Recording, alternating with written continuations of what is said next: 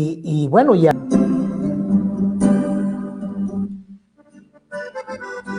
Café Tatiasca, el café del gran señor, café auténtico de altura, presenta.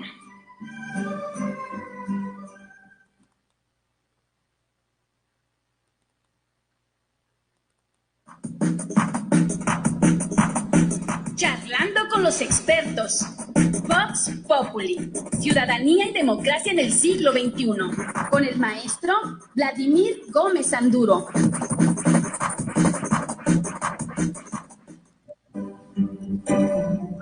Buenas noches, Vladimir. ¿Qué tal, maestro? Muy buenas noches. ¿Cómo estás? Muy bien, usted aquí escuchando y siguiendo el programa. Muchas gracias. ¿Qué te ha parecido aquí lo que hemos pasado hasta este momento? Pues de rigor, es un tema de rigor que se tiene que pues exponer y evidenciar particularmente el día de hoy, ¿no? Y pues precisamente lo vamos a abordar nosotros también. Muy bien, maestro. Adelante.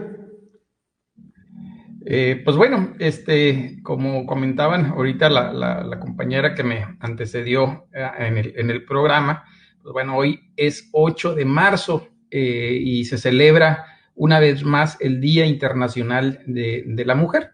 Y es un día que más que, digamos, destinado a felicitar a las mujeres, más bien la idea o está concebido como un reconocimiento a la lucha que desde hace muchos años atrás y todavía actualmente han emprendido las mujeres para conseguir un derecho tan elemental como es el derecho a la igualdad. Los orígenes de esta celebración los podemos encontrar principalmente en las manifestaciones que se dieron por allá a comienzos del siglo XX, particularmente en Europa, donde básicamente se reclamaba el derecho al voto, mejores condiciones de trabajo, incluso la igualdad entre los sexos. Sin embargo, pues también hay otros antecedentes importantes, como un suceso que se dio en Estados Unidos por allá en 1848, cuando una convención con un tema sobre la esclavitud no se les permite a las mujeres participar, es decir, no se les permite opinar respecto a este tema, y esto provoca una gran movilización también que termina en una convención, la primera convención nacional por los derechos de las mujeres. Sucedió por allá, como dije, en 1848 en la ciudad de Nueva York.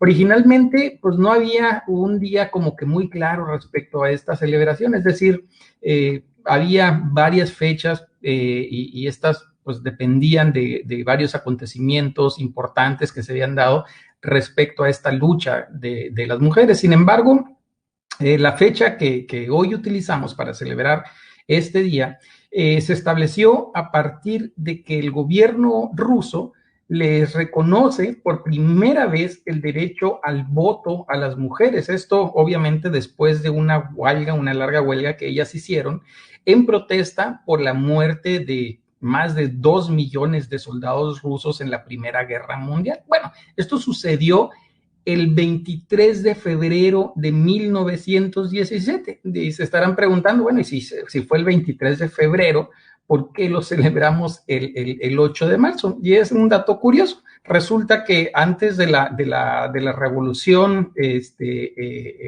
la revolución rusa, la famosa revolución rusa, el imperio zarista, es decir, el tipo de gobierno que existía antes de la revolución comunista rusa, no utilizaba el calendario gregoriano, que es el calendario que utilizamos en la gran mayoría de los países, sino que se regía por el calendario juliano, de tal manera que el 23 de febrero, en el calendario ruso o calendario juliano, como le queramos decir, en realidad correspondía al 8 de marzo del resto del mundo, del calendario gregoriano. Pues bueno, por esto se estableció esta fecha del 8 de marzo. Sin embargo, fue hasta 1977 que las Naciones Unidas lo declaran ya formalmente o lo proclaman como un día mundial, el Día Mundial de las mujeres. Bueno, hay mucho que decir respecto al día de hoy, pero quiero aprovechar la ocasión o el pretexto, si me dejan, para hablar de un tema que está estrechamente vinculado con esta celebración y es precisamente el tema de la violencia política contra las mujeres en razón de género. El pasado viernes, maestro, platicábamos que no solo en nuestro país, sino en muchos países del mundo, pues ha sido notorio y también ha sido innegable el avance que se ha tenido en materia de acceso de las mujeres a diferentes cargos públicos, un proceso que inició más o menos por allá a mediados de los años 1900, con la exigencia en primer momento de las mujeres por ejercer el derecho elemental, el derecho político al voto. Una vez que este derecho a votar de las mujeres se había pues más o menos conseguido, y parece sencillo, pero no fue así. En México, recordemos, las mujeres consiguen el derecho a votar hasta 1953. Bueno, pues una vez que habían conseguido el derecho a votar, lo que siguió fue la lucha por hacer efectivos sus derechos político-electorales, pero ya no solo el derecho a votar, sino también el derecho a ser votadas. En otras palabras, lo que siguió fue la lucha de las mujeres por los espacios públicos que durante mucho tiempo se reservaron casi en la totalidad a los hombres. En otras palabras, si primero se les reconocía, o primero no se les reconocía más bien el derecho a ser votados, pues mucho menos se les iba a reconocer el derecho a ser votadas. Y esta parte ha sido precisamente la más compleja. Se inicia, y usted es algo de lo que ya hemos platicado, y usted conoce muy bien este tema, esta lucha de las mujeres por la búsqueda de los espacios públicos, inicia en nuestro país más o menos en 1993. Algunos estados o entidades del país, pues, inician antes, pero a nivel federal inicia más o menos en 1993 con las llamadas cuotas de género, principalmente en los órganos legislativos. Posteriormente, pues fue evolucionando esta idea de las cuotas, fue evolucionando hasta llegar a lo que actualmente tenemos, que es el tema de la famosa paridad, es decir, 50% de los espacios para mujeres y el 50% para los hombres, pero es un tema de paridad ya no solo en los congresos, sino en efecto en todos los espacios públicos. Actualmente tenemos en la Cámara de Diputados una integración de manera paritaria, es decir, 50-50, también en la Cámara de Senadores, pero esta reforma, las últimas reformas que hemos tenido en materia paritaria han ido más allá de la integración, como decía, de los órganos legislativos.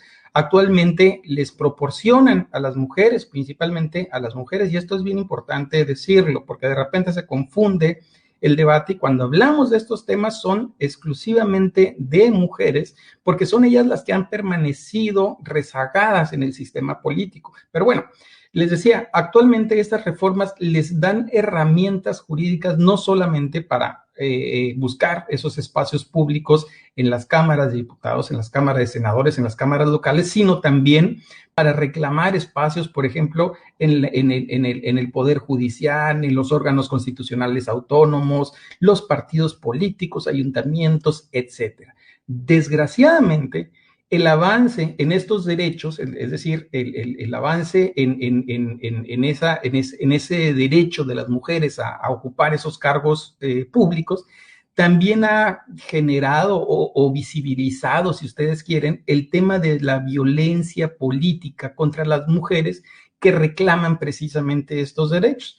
Violencia que puede tener muchas formas de manifestarse, como por ejemplo, pues la clásica actualmente violencia a través de las redes sociales, violencia verbal, psicológica, incluso actualmente hablamos de una violencia institucional o a veces hasta la violencia física. Parafraseando a la doctora Flavia Freydenberg, una académica y activista muy importante en esta materia de los derechos de las mujeres, la doctora Freydenberg dice que mientras que las mujeres no desafiaron al poder, nadie cuestionó nada. El problema fue cuando ellas, dice, reclamaron y empezaron a acceder al poder. Entonces nosotros, los hombres, consideramos que nos estaban quitando algo que nos pertenecía. Y la reacción que hemos tenido ha sido, en muchos casos, esos actos de violencia contra las mujeres. Bueno, pues de esto estamos hablando cuando hablamos precisamente del tema de la violencia política contra las mujeres en razón de género. Es decir, son todos aquellos actos violentos productos de la disputa por los cargos públicos principalmente, o incluso actualmente también por las omisiones ante tales conductas que pueden constituir violencia. Me podrían decir, oye, pero esa disputa por los cargos públicos siempre ha habido y por lo general es una disputa muy fuerte. Sí, es correcto, pero por lo mismo es muy importante saber cuando estamos ante la presencia de violencia por razón de género. Y básicamente se trata de aquella violencia que parte de estereotipos entre hombres y mujeres, por ejemplo, frases como es que las mujeres se deben quedar en casa a cuidar a los hijos, o lo que pasa que las mujeres no están hechas para gobernar porque son pues muy pasionales o muy emocionales, o pues no sé cómo quieren resolver los problemas del país y no pueden ni resolver los problemas de la casa, etcétera. Es decir, siempre que la violencia se dirija a las mujeres por su condición de mujer, estamos hablando de violencia política por razones de género. La verdad es que es un tema muy complejo, pero a la vez es un tema muy, muy reciente. Hasta el año pasado, por increíble que parezca, hasta el año pasado no existía una, digamos, conceptualización más o menos clara y homogénea respecto a lo que debería entenderse por violencia política por cuestiones de género. Y por supuesto, pues tampoco teníamos la claridad respecto a las conductas que configuran este tipo de violencia. Esto no es poca cosa, porque para poder sancionar una conducta, cualquier conducta, pero ahorita estamos hablando de las conductas de violencia política, pues es necesario que dicha conducta esté perfectamente delimitada en la ley. Y aunque esto, por el tema que estamos tratando, pudiera parecer algo negativo, como una idea de que es que las autoridades le sacan la vuelta a resolver este tipo de temas, la verdad es que tiene una razón de fondo. Y la razón es que cuando hablamos del papel punitivo del Estado, es decir, ese rol donde el Estado tiene que imponer una sanción a algún ciudadano, pues es necesario que esas conductas estén debidamente descritas en la ley, puesto que de lo contrario, pues se correría el riesgo de que el Estado abuse, como sucedió durante mucho tiempo, de este poder punitivo que le da, pues que le otorga la misma ley. Y miren, el tema de la legislación sobre el tema, es decir, el plasmarlo en leyes es tan importante que, por ejemplo, en el proceso 2014-2015, la Fiscalía Especializada para la Atención de Delitos Electorales, la famosa FEPADE, reportó 38 casos de violencia política. Pudiera parecer pocos, pero recordemos que es un fenómeno que ha sido estudiado hasta muy recientemente, ¿no? Y que es producto de esta, digamos, evolución, o como le queramos llamar, de donde las mujeres han venido consiguiendo espacios públicos importantes, donde han salido a reclamar el derecho que tienen a ocupar estos espacios. Entonces, mientras más han reclamado estos espacios, más se ha reproducido el tema de la violencia. Y en el 2014 se reportaron 38 casos. Para el 2019, la FEPADE reveló que se habían iniciado 111 carpetas de investigación por casos de violencia político solamente en los procesos federales. Pero, ¿qué creen? De todos esos casos, solamente se pudieron judicializar el 3% de esos asuntos, pero ninguno de esos asuntos terminó con un fallo a favor de la víctima. La razón de esto es precisamente lo que estamos platicando. No existía una legislación homogénea y clara respecto a este tema. Pero bueno, el año pasado, finalmente, es decir, apenas el 2020, se hizo una reforma muy importante que impactó 5 leyes generales y 3 leyes orgánicas para definir legalmente qué es la violencia política contra las mujeres en razón de género, qué conductas deben ser consideradas como tal y qué autoridades son competentes y las consecuencias legales de incurrir en este tipo de actos. Es decir, en pocas palabras, se estableció el marco normativo para regular la violencia política contra las mujeres en razón de género y las consecuencias en el ámbito no solamente electoral, sino también en el ámbito penal y en el ámbito administrativo. Se desarrolló lo que pudiéramos decir un concepto que me voy a permitir leer porque es muy importante, es muy largo, pero es un concepto muy importante. Dice, la violencia política contra las mujeres en razón de género es toda acción u omisión, incluida la tolerancia, basada en elementos de género y ejercida dentro de la esfera pública o privada que tenga por objeto o resultado limitar, anular o menoscabar el ejercicio efectivo de los derechos políticos y electorales de una o varias mujeres, el acceso al pleno ejercicio de las atribuciones inherentes a su cargo, labor o actividad, el libre desarrollo de la función pública, la toma de decisiones, la libertad de organización, así como el acceso y ejercicio a las prerrogativas tratándose de precandidaturas, candidaturas, funciones a cargos públicos del mismo tipo. Se entenderán, ojo, esta es la parte importante, que las acciones u omisiones se basan en elementos de género. Uno, cuando se dirijan a la mujer por su condición de ser mujer, le afecten desproporcionadamente o que tenga un impacto diferenciado en ella. También en esa misma reforma se establece algo que lo pudiéramos llamar un catálogo de conductas. Se expresan al menos 22 conductas que expresan violencia contra las mujeres. Voy a nada más comentar dos a manera de ejemplo. Incumplir disposiciones jurídicas nacionales o internacionales que reconocen el ejercicio pleno de los derechos políticos, restringir o anular el derecho al voto libre y secreto de las mujeres, ocultar información u omitir la convocatoria para el registro de candidaturas, etcétera. Es decir, tenemos a partir del 2020, maestro, recientemente, esta importantísima reforma y el trabajo que tenemos nosotros como autoridades electorales, pues es sumamente importante. Nosotros ahí ahorita en el tribunal, le comento, tenemos 3 asuntos que nos han llegado con esta reforma. Se hicieron las adecuaciones a la ley local y creo que están pendientes por llegar del monitoreo que hacemos del Instituto Estatal Electoral. Hay como 9 asuntos más que van a tener que resolverse a través de esta nueva legislación en materia de violencia política contra las mujeres. Actualmente, y con esto cierro ya, las consecuencias son realmente importantes, son realmente relevantes, como el hecho, por ejemplo, de separar a funcionarios de su cargo o impedirles la posibilidad de que se presenten a buscar otra vez o a buscar el voto de los ciudadanos para ocupar cargos públicos, maestro.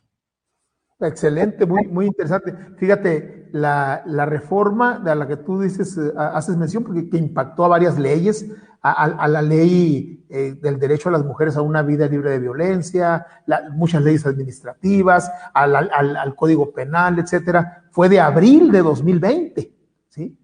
13 de abril de 2020 fue cuando se publicó, y tienes 3 casos, y hay 9 en este tiempo. O sea, el hecho de utilizar una herramienta de esa naturaleza, número 1. Segundo, ya que se animó la ciudadana a hacerlo, saber qué hace el instituto, ¿sí? Y luego saber qué hace el tribunal y los demás órganos, la sala. Es un camino bastante arduo en todos los sentidos, maestro. Así es, maestro, y recordará usted que en el contexto de la reforma electoral local estuvimos platicando estos temas. La reforma electoral traía muchos temas, pero pues lo estuvimos platicando aquí, se entrampó, como suelen entramparse las reformas electorales por cuestiones políticas, pero dijimos, afortunadamente sí pudieron aislar este tema de violencia política y sí lo pudieron sacar. Sí debo decir que lo sacaron con algunos problemas incluso de antinomias muy importantes que quedaron ahí en la legislación, pero bueno, esto es mejor que nada, definitivamente. Muchas gracias. Muchas gracias. Hasta el próximo lunes. Nos vemos el próximo lunes. Hasta luego.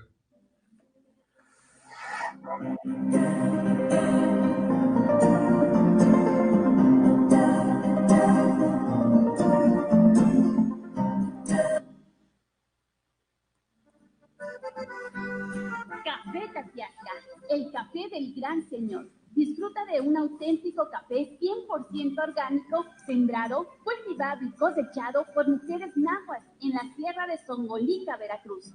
Solicítalo al 6622-336232. Café Tatiasca, auténtico de altura.